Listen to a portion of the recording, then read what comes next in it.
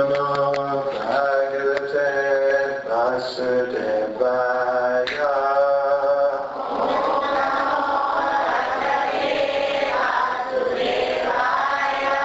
Om Namo Bhagavate Vasudevaya.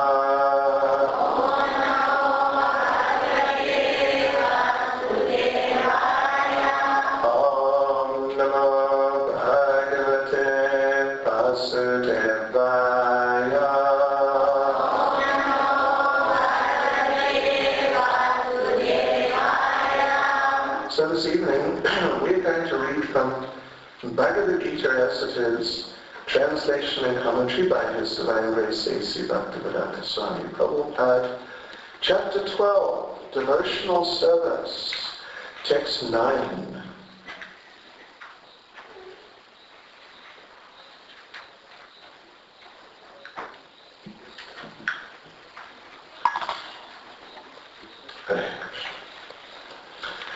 Atachitam samadatam nashakshnoshi matmai stiram abhyasa yogena tato mavichaptum dhananjaya. My dear Arjuna, O winner of wealth, if you cannot fix your mind upon me without deviation, then follow the regulative principles of Bhakti Yoga. In this way, develop a desire to attain me. Purport by Srila Prabhupada. In this verse, two different processes of Bhakti Yoga are indicated.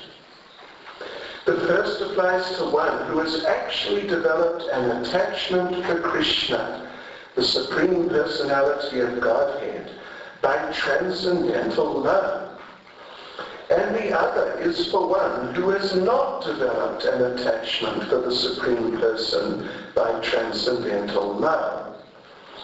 For this second class, there are different prescribed rules and regulations one can follow to be ultimately elevated to the stage of attachment to Krishna. Bhakti Yoga is the purification of the senses. At the present moment in material existence, the senses are always impure, being engaged in sense gratification. But by the practice of Bhakti Yoga, these senses can become purified. And in the purified state, they come directly in contact with the Supreme Lord. In this material existence, I may be engaged in some service to some master, but I don't really lovingly serve my master. I simply serve to get some money. And the master also is not in love. He takes service from me and pays me. So there is no question of love. But for spiritual life, one must be elevated to the pure stage of love. That stage of love can be achieved by practice of devotional service, performed with the present senses. This love of God is now in a dormant state in everyone's heart. And there, love of God is manifested in different ways, but it is contaminated by material association. Now the heart has to be purified of the material association. And that dormant, natural love for Krishna has to be revived. That is the whole process. To practice the regulative principles of Bhakti Yoga, one should, under the guidance of an expert spiritual master, follow certain principles. One should rise early in the morning, take bath, enter the temple and offer prayers and chant Hare Krishna.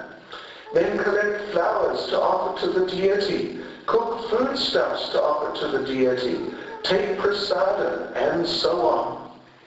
There are various rules and regulations which one should follow.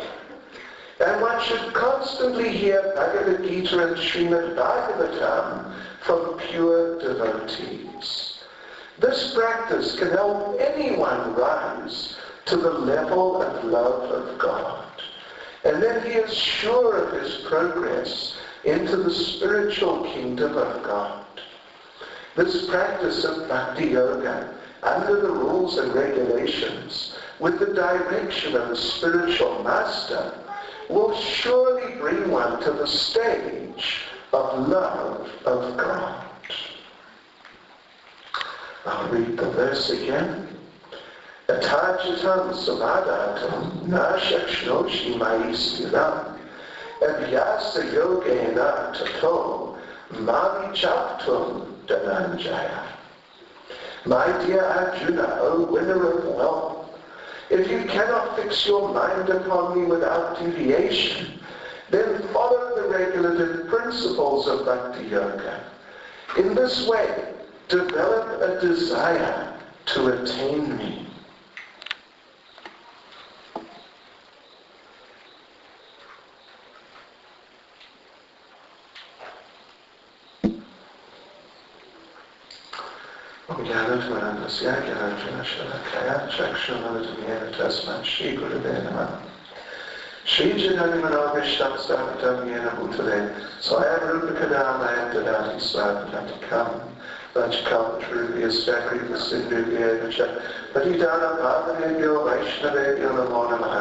Jaya Sri Krishna Chaitanya Prabhu Nityananda Shri Advaita Gadadhara Shivasti Gaura Bhakta Hare Krishna, Krishna Krishna, Hare Hare, Hare Rama, Rama Rama, Hare Hare.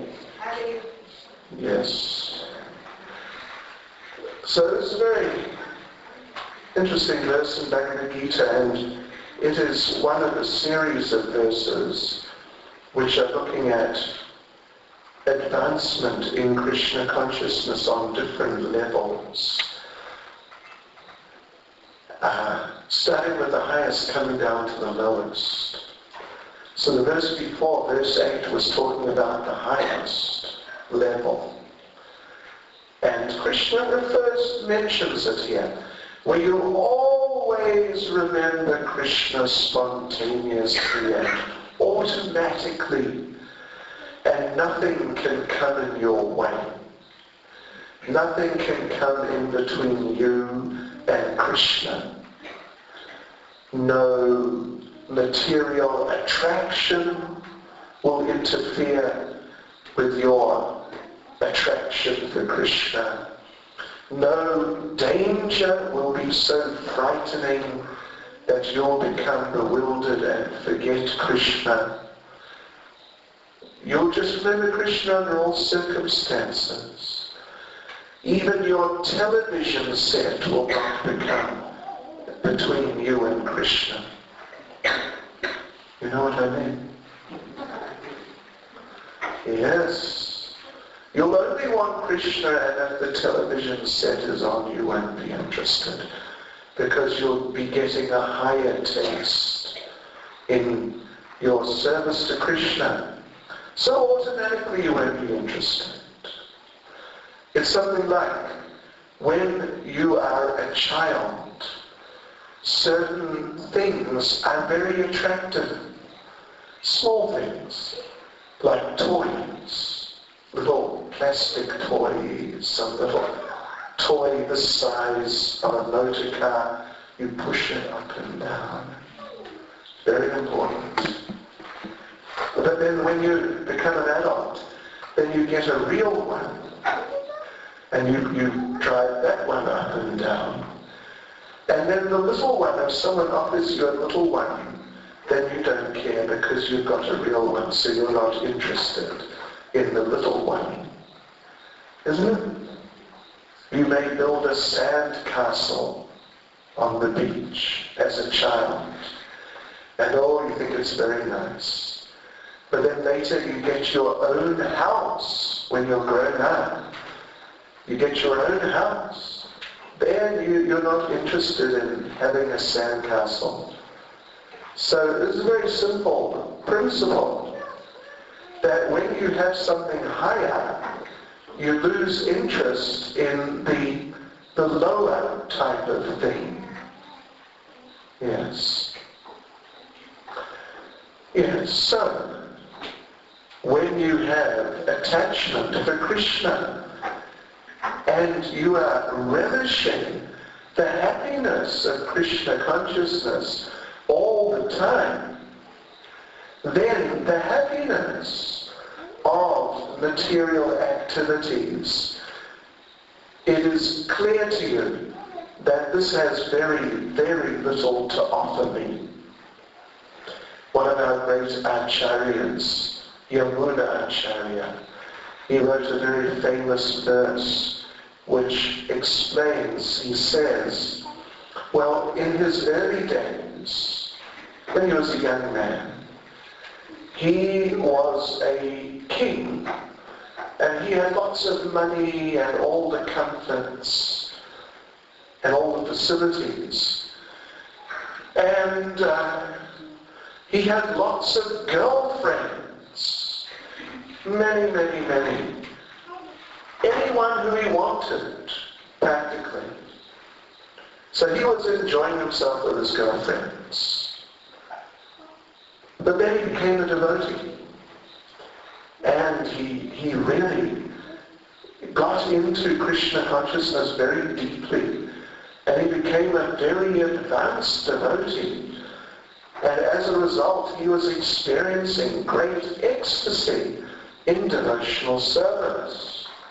So he wrote one verse, and in that verse he says that now that I'm tasting the pleasure of devotional service, it's so amazing, such an incredible pleasure. It's out of this world. So when I remember back to when I was younger, and I had my girlfriends, and we were doing this and that, all those things. All that type of ordinary material enjoyment. So when I think of how I used to do that, and I used to get some pleasure out of it, which I thought was, at the time I thought was very nice. But now comparing that to this pleasure, which I'm getting in devotional service, which this pleasure is in another dimension altogether. So then he says, when I think of that other pleasure of boyfriends and girlfriends, then it seems so stupid and insignificant that he says, my lips just curl in distaste and I spit at the thought. You see, because he's having a higher experience, much, much higher, much better. So when he looks at that lower experience, he sees, oh, what is that? What sort of waste of time was that? So this is the point, first point. That when a person is very advanced in Krishna consciousness, then they are so absorbed in serving Krishna and chanting Hare Krishna and glorifying Krishna, telling people about Krishna, spreading Krishna consciousness, worshipping the deity, all these activities, so absorbed and getting so much out of it, that then they remember how I used to go to the movies, Bollywood, Shah Rukh Khan, Aishwarya, Madhuri. I used to go to all these things and watch TV. I don't know what the latest is. Dallas. That was old. Right?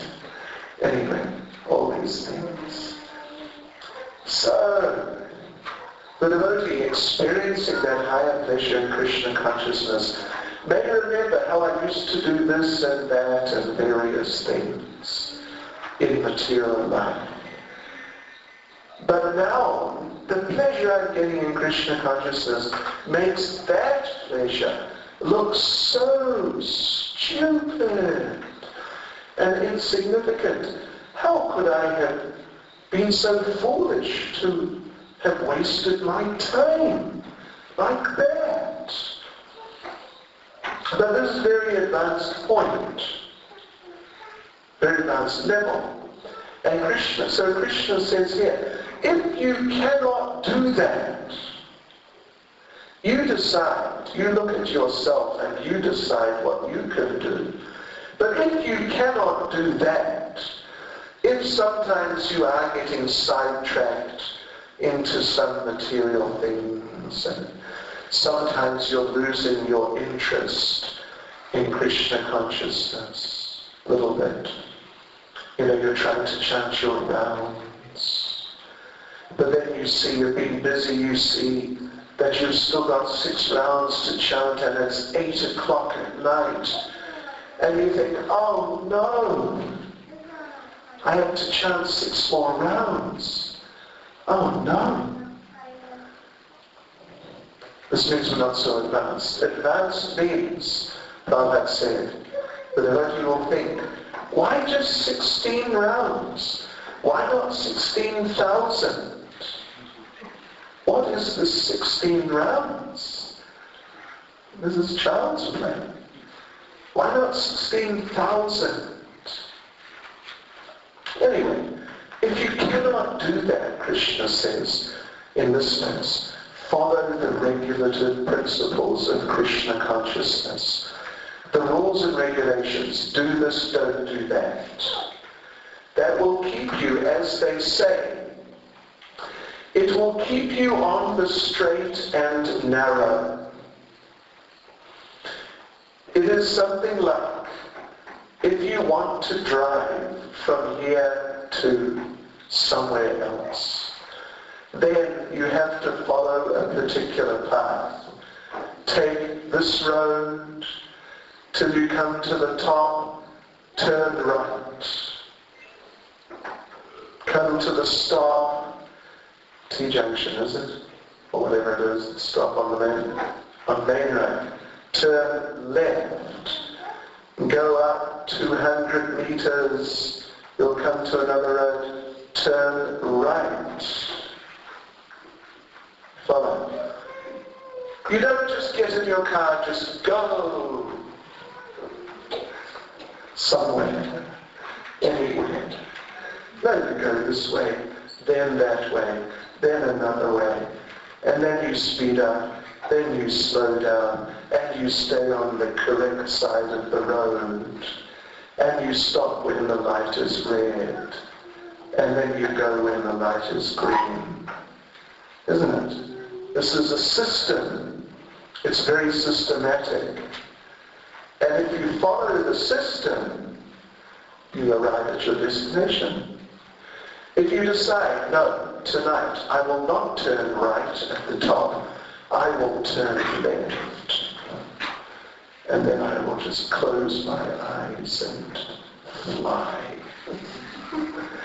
on the right-hand side of the road. And whenever I come to a red light, I will just speed up and go straight through. Hare Krishna, Beta. So if you do like that, just do what you feel like. I think I'll turn here. No, I think I'll turn there. I think I'll go 150 here. I think I'll just go through this red light here. If you do like that, then you'll end up in trouble. But if you follow the system, the rules, stay within the speed limit, stop at certain places, go in certain places, turn in certain places, it's a system. If you follow that system, then you get there. The other person who's just absorbed in love for Krishna, that person is already there. And it's like they've got a helicopter. When you have a helicopter, you don't need to stop at the red light. The red lights do not apply. You just go. But when you're not on that level, then you've got to follow the system. So this is what the rules and regulations, this is what it means. You chant 16 rounds, follow the 4 regulative principles, you get up early, take a bath, and you read the books, you attend the programs. In the marathon, you know it's the marathon now, then you go out and distribute some books. So like this, there is a system. And if you follow the system, even if you're not very expert, but if you just follow the system, turn at the right place, stop at the right place, don't try to go too fast. Just follow the system, that's all. Then even if you're not some big, Grand Prix driver, what's his name? From Schumacher, right? Even if you're not half Michael Schumacher, even if you're not 10% of him, but you just follow the system and you'll get there. Just watch out for any things coming along and follow the system and you'll get there. It's not like you have to be a big genius to figure it out. It's just like ABC. You follow the procedure. So then you make progress. And anyone can do it. A child can do it.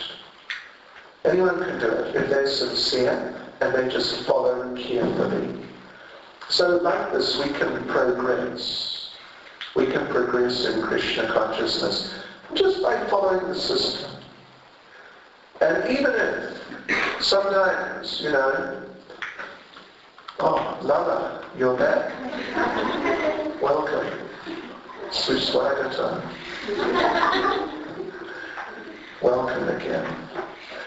So even if you don't feel like it, sometimes, like I said, later in the day you realize, oh, I've still got quite a few rounds to chant. Oh. And then you're feeling, bit of a problem. But if you just do it, even if you don't like to do it, but if you just do it, then you'll progress. Yeah.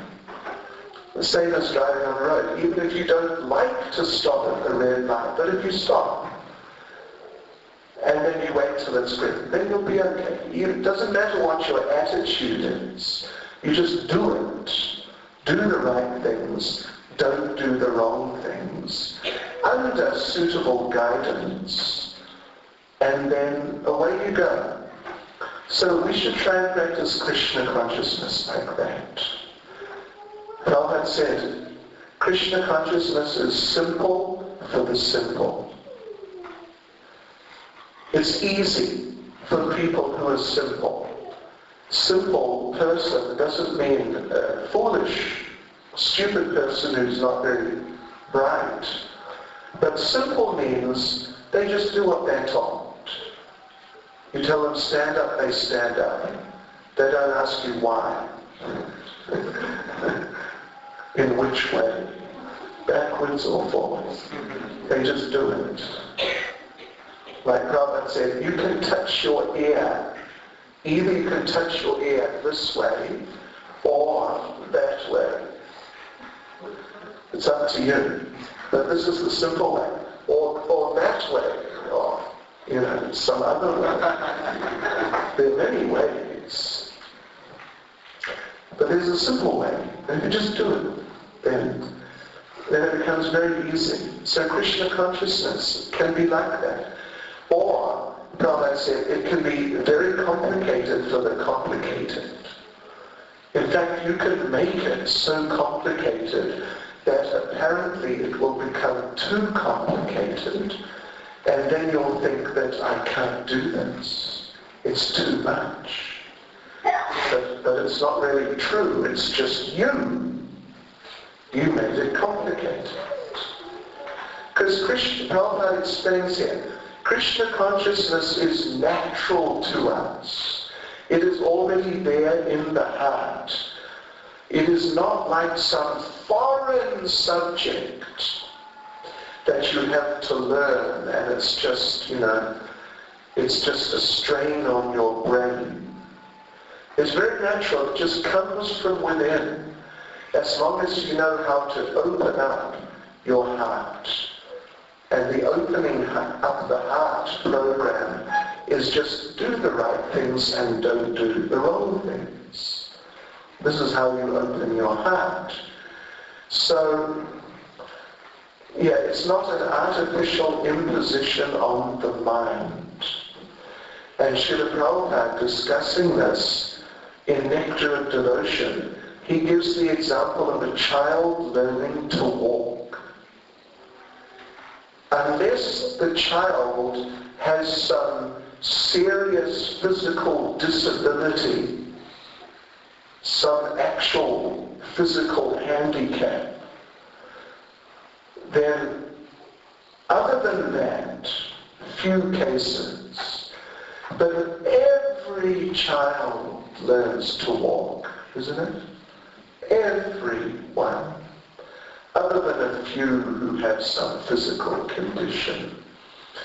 It's not that some learn to walk, some don't. They just can't manage it, but others can manage it. So Krishna consciousness is natural. To walk is just part of the human condition. It's just part of being a human, like 2 eyes, but only 1 nose. Why not 2 noses? No, human being means 2 eyes, but only 1 nose. That is the human condition. So walking is part of it also. So it's natural. But then Srila Prabhupada says that, what about flying? And I don't mean in an aeroplane. I mean you flying in the sky. What about that? Can you learn? Can you learn how to fly? Get up on the roof. Start waving, flapping, and jump. Actually people did that in the past. And needless to say, they failed. Even they attached like artificial wings to their arms. This is way back, probably 150 years ago or something. And they died. So even if you try to learn, if you take lessons in flying, and now say if you are 15 and you practice for 10 years straight every day, after 10 years, will you be any better at flying than you were on the first day? No. You will not be any better, because it is unnatural. It is not part of our natural condition. Therefore, no matter how much we try, we cannot learn. Yeah. So the Krishna consciousness is natural. And there's a way to bring it out. And it just means to do certain things and not do some other things, and it just comes out. It's not difficult. It's not difficult. So we should get absorbed in following that program, that system. You don't have to think, what should I do? Should I chant? Should I clean? Should I do this? Should I do that? The program is there. The program is there. You may need a little guidance to see how to apply details in relation with you. But in general, you can know, chant so much, get up at a certain time, prepare certain foods, offer them in a certain way, do certain services. It's very simple. And if you do like that, then your natural Krishna consciousness comes out. So let's try and do that. And part of it is, a very important part of the program, something that we must try to do, is, in this Kali Yuga, this age we're in now, of all the Krishna conscious activities, they're all very nice, they're all wonderful. But in this age, then there are certain activities out of the many in Krishna consciousness which are particularly effective under the prevailing conditions of society, of how people tend to be in this day and age. There's certain activities which are more easily applicable under the current circumstances. And that is particularly chanting Hare Krishna. You know this, I know you know this. Chanting Hare Krishna, but then also trying to spread Krishna consciousness. Trying to spread Krishna consciousness. Krishna Varnam Tushaya Krishnam Sando Pangastra Parishadam Yagyari Sankirtana Prayir Yajanti Hi Sumedhasa. This is verse from Srimad Bhagavatam. In this age of Kali, people who actually Sumedha, Medha means intelligent, Sumedha means very intelligent. So intelligent people in this age of Kali will worship the Supreme Lord through the Sankirtan movement. Kirtan means to chant. Sankirtan means to chant publicly. San means together, basically. Sangha, like that. Sankirtan. So we should chant together and chant with other people and get other people involved in the chanting. And if we do that, that will help us the most. Yeah. And of course it will help them too. It'll help those other people. Otherwise, they have no chance really. How are they going to get this opportunity? They won't just wake up one morning and just say, yes, Hare Krishna, that's it. Unless someone goes to them and gives it to them. Like anything, you have to contact the people who are into it, and they can help you to get into it. So now it's the marathon, and we try and distribute lots of books. Last night we were in Tongat, and you know what they said in Tongat? They said they were going to distribute more books than any other Navahata in KwaZulu-Natal. And you know what I said? I said, well, you try your best, but I don't know. I'm going to Verilo tomorrow. I said yesterday, I'm going to Verilo tomorrow. They're a pretty powerful team there. So you may have a real run for your money.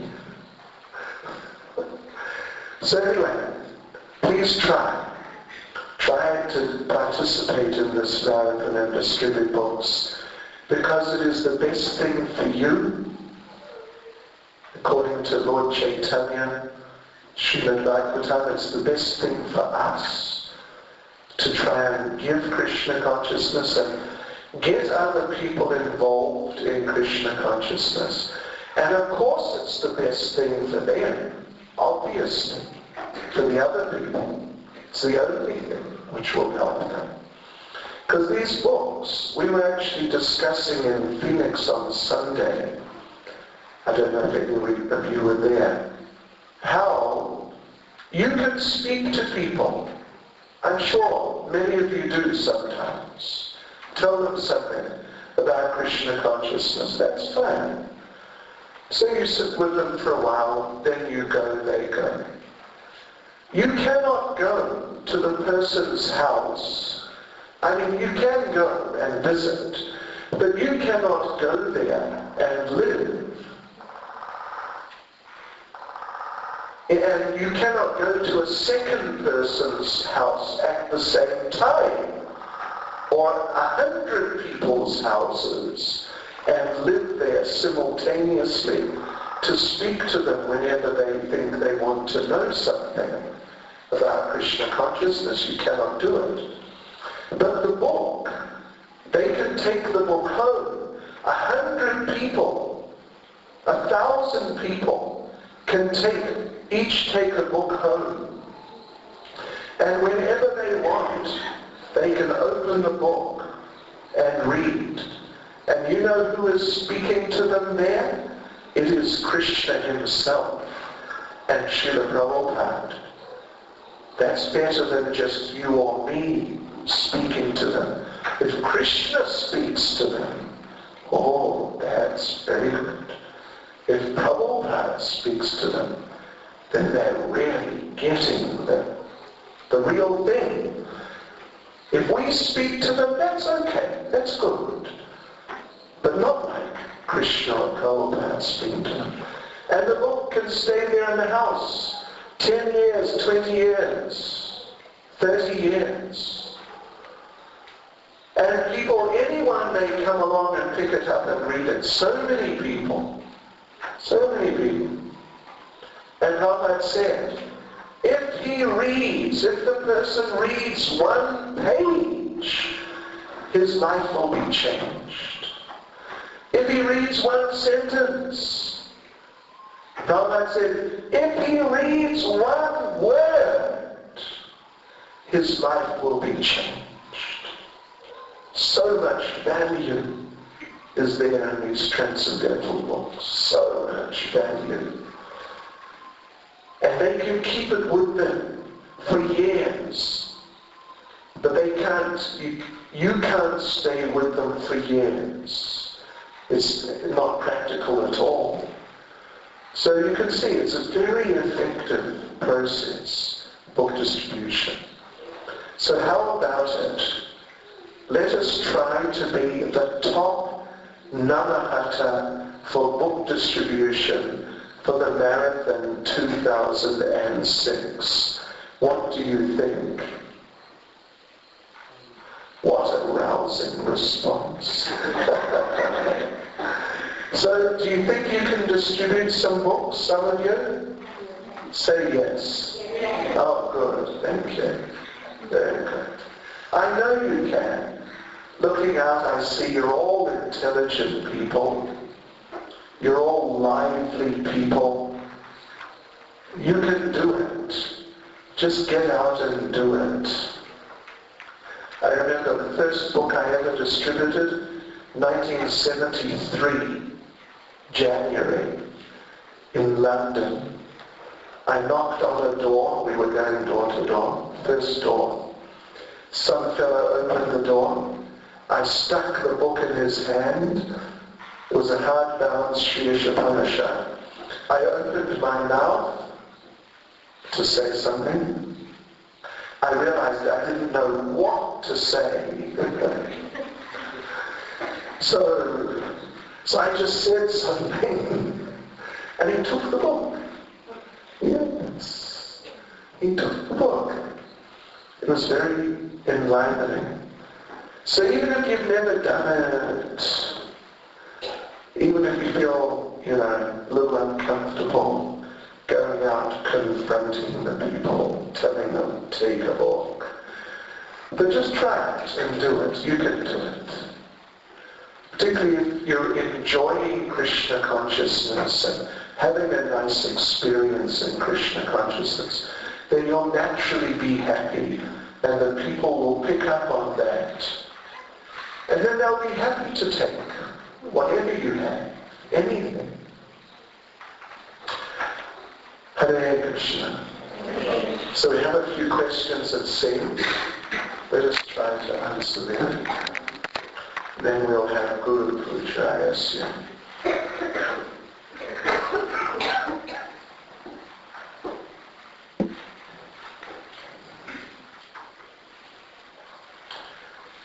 So we have what looks like 4 questions.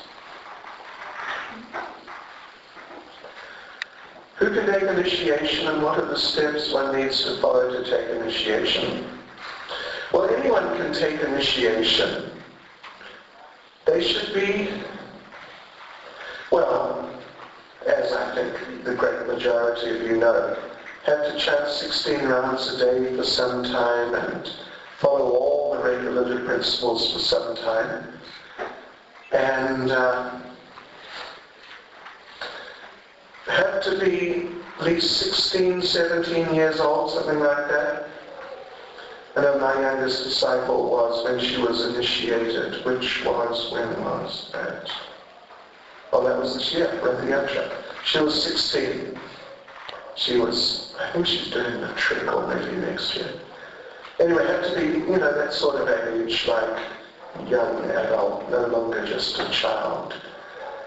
And yes, this is it, really. And cooperate with the authorities, attend the programs, do regular service, be nice, don't be nasty, don't offend, don't talk behind people's backs, but be nice, good company, a friend. Be a friend to all the devotees and help out. This is the basic idea. Once you've got your 16 rounds and 4 regulative principles together.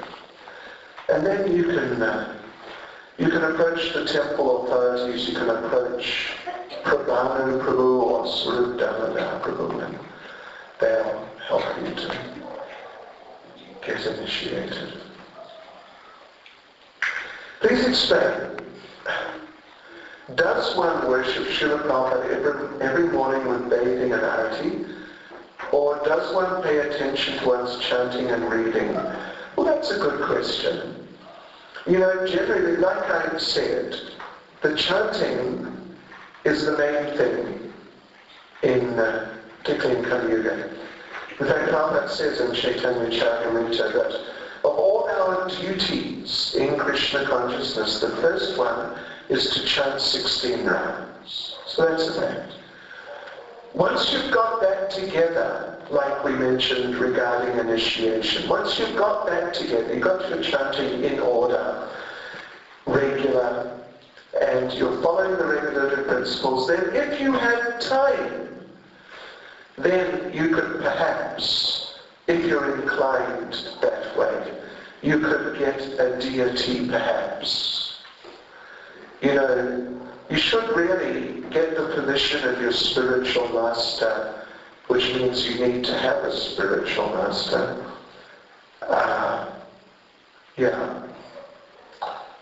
So, when you've got your chanting together, your regulative principles, the spiritual master gives us permission, then if you've got time and if you're really inclined to take it seriously, you could worship the deity, Prabhupada or Gauratai. But, even if you've got your chanting together and your regulative principles and you have a spiritual master, but you don't have time, then don't neglect your chanting in order to do deity worship. It is, as they say, like trying to put the cart before the horse, that these other things follow behind our chanting, really, ideally. Please explain the importance of the danda. This is the dandi here on the altar. This is the symbol of the renounced order of life. If you want to take when you take sannyas, I'm looking around, gentlemen. When you take sannyas, then you can have your danda too. This is my one. But you must take sannyas. And it is something like, Indradyumna Maharaj once said, it is like a spiritual fishing rod. Spiritual, not ordinary one. Spiritual one. We try to fish out the conditioned souls from the ocean of material existence through preaching. And danda, sometimes it is the rod of chastisement. If one of you does some nonsense, then we may have to hit you with it to sort you out, give you a what happened. Right? If you don't distribute any books in the night, but anyway, I can say that. You just try your best, okay? And if some of you can't, oh, that's all right. But please try. If you do, we'll give you a nice present. If you really try your best. Do the Shastras reveal whether this Kali Yuga is the last in the 16 ages? Well, there are actually 4 ages, 4 yugas in a cycle. And Kali Yuga is the last. But then it's a cycle. Cycle goes around and around and around and around. So then after the Kali Yuga, the last one, the first one comes again. And then it goes around until Kali Yuga. And then the first one comes again. So like this, it's a cycle going around. So yes, Kali Yuga is the last and the worst. And watch out, because Kali Yuga may get you. And if Kali Yuga gets you, then you're in big trouble. Big trouble. It can hurt extremely bad. Yes. So, but if you chant Hare Krishna very nicely, associate with the devotees nicely, serve nicely, help to spread Krishna consciousness, then even though it's Kali Yuga and in many ways it's unpleasant, but you'll be very happy. Okay. Hare Krishna. Srila Prabhupada ki